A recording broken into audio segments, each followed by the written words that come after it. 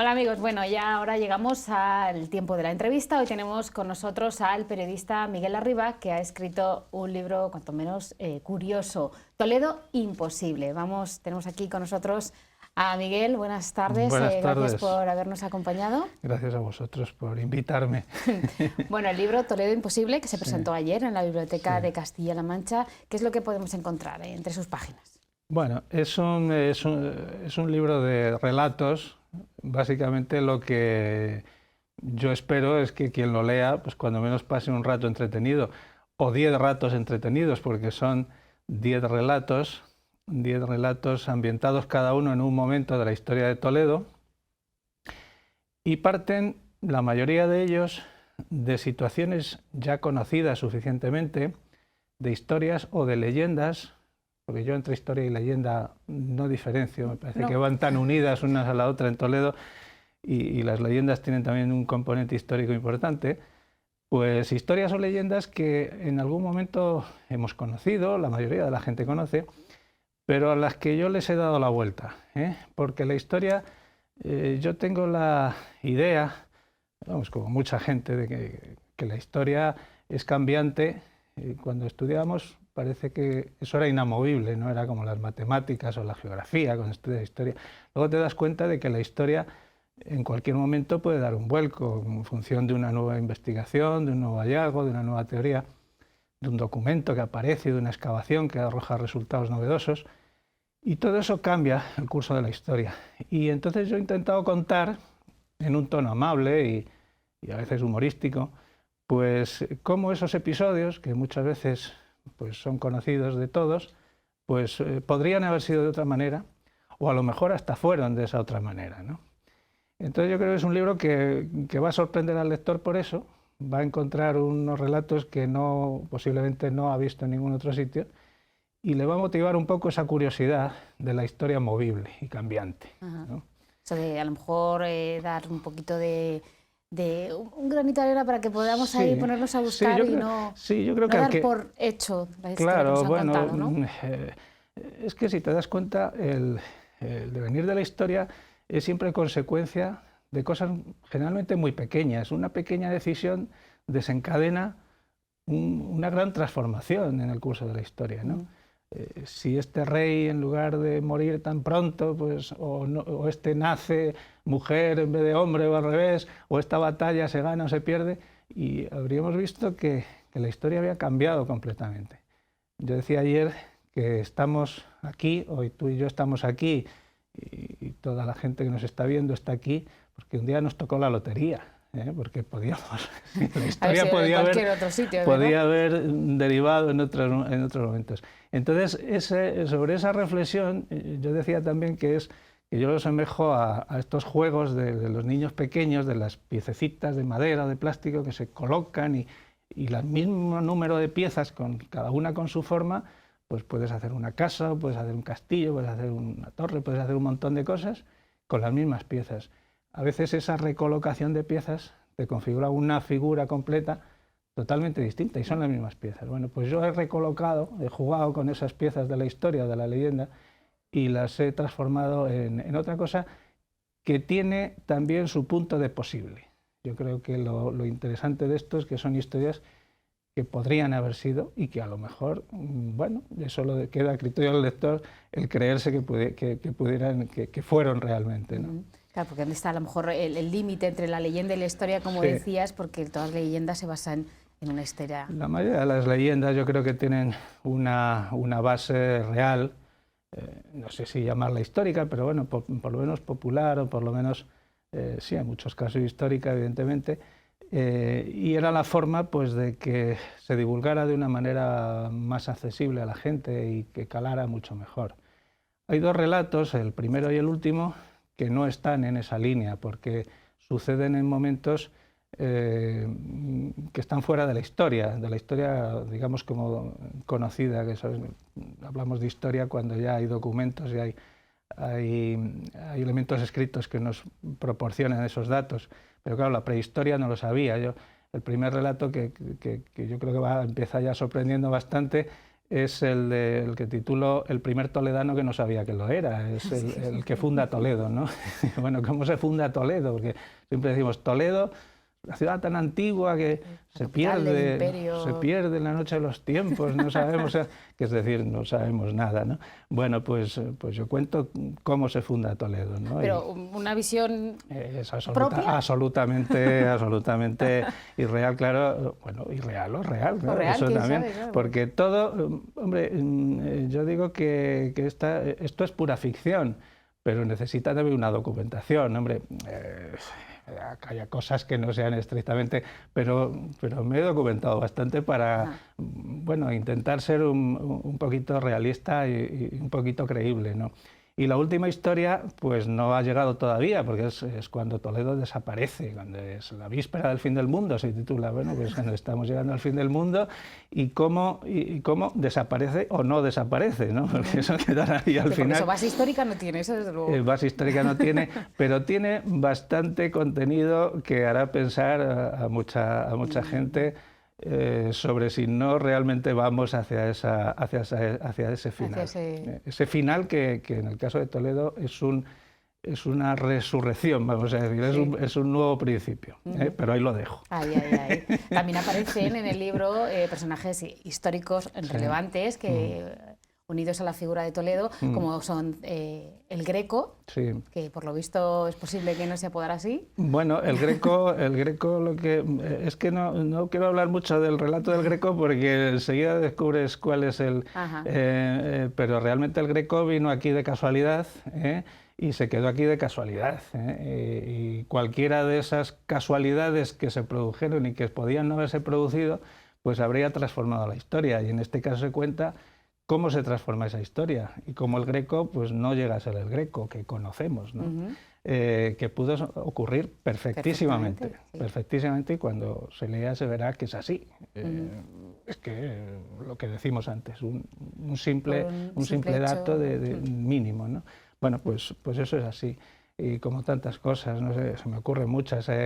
Estamos en el canal diocesano y hay otro relato que habla del Papa, ¿no? Cuando el Papa vino para quedarse. Es decir, el Papa Pío IX, a mediados de la segunda mitad del siglo XIX, es verdad que en ese momento de conflicto, de guerra, de la unificación de los estados italianos, parece que Italia es un país que lleva muchísimos años, claro, por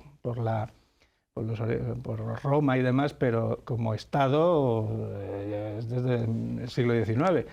Y en esos conflictos de guerra que en ese momento, por la unificación del Estado italiano, entra en conflicto con los Estados Vaticanos, con el Papa y demás, y el Papa está en una situación difícil, incluso se plantea la posibilidad de que se vaya a exiliar.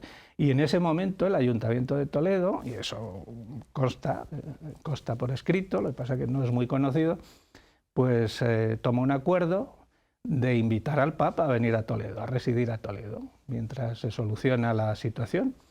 Y el Papa amablemente, pues está redactado ese acuerdo en unos términos lenguaje muy pomposo, como era propio de los políticos del siglo XIX, y el Papa pues amablemente declinó la invitación, agradeció mucho y demás. Pero ¿y si hubiera dicho que sí? Bueno, teníamos aquí en Toledo la ciudad del Vaticano. Claro, pues entonces contamos cómo habría sido Toledo el caso de que hubiera venido el Papa, ¿no? Y todo ese proceso que se desarrolla y todo lo que cambia y todo lo que produce en la ciudad, los quebraderos de cabeza y todos los problemas.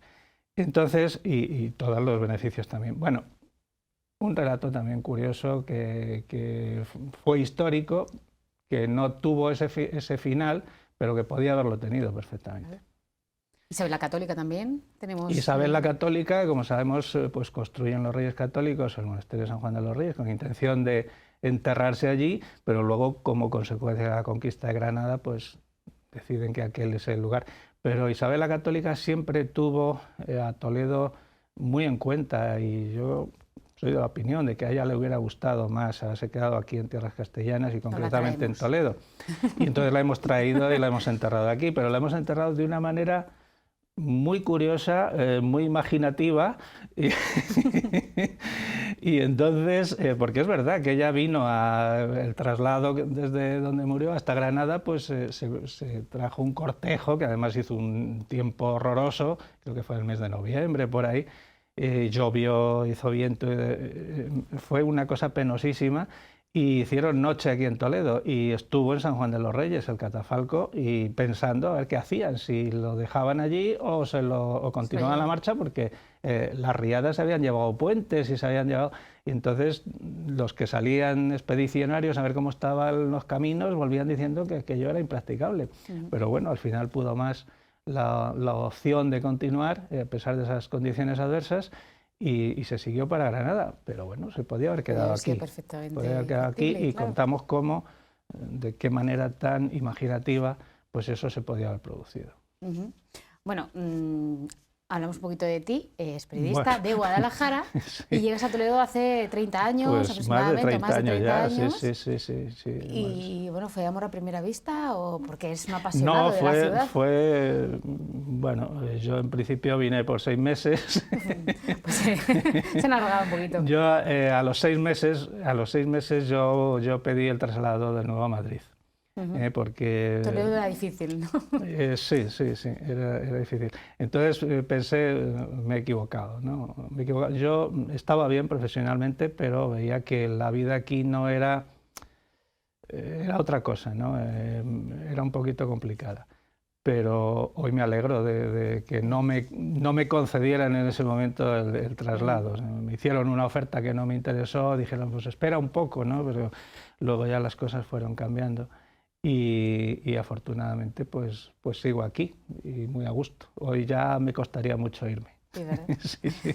Es lo que tiene Toledo, que cuando te engancha, yo digo en algún momento de esos relatos, porque todos los relatos tienen un previo, una introducción previa, por si alguien no conoce el relato en su contenido normal, pues lo cuento un poco de una manera también un poco para que se entienda.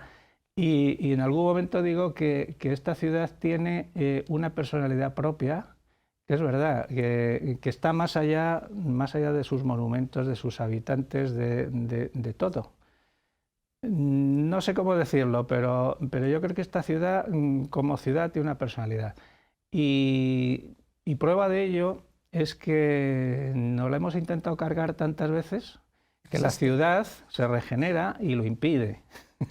La ciudad, como ciudad, ¿eso qué quiere decir? No lo sé, la verdad, no lo sé. Pero hay algo, hay algo que hace que Toledo se esté regenerando y esté pues teniendo esa especie de figura casi humana, ¿no? Como personalidad humana.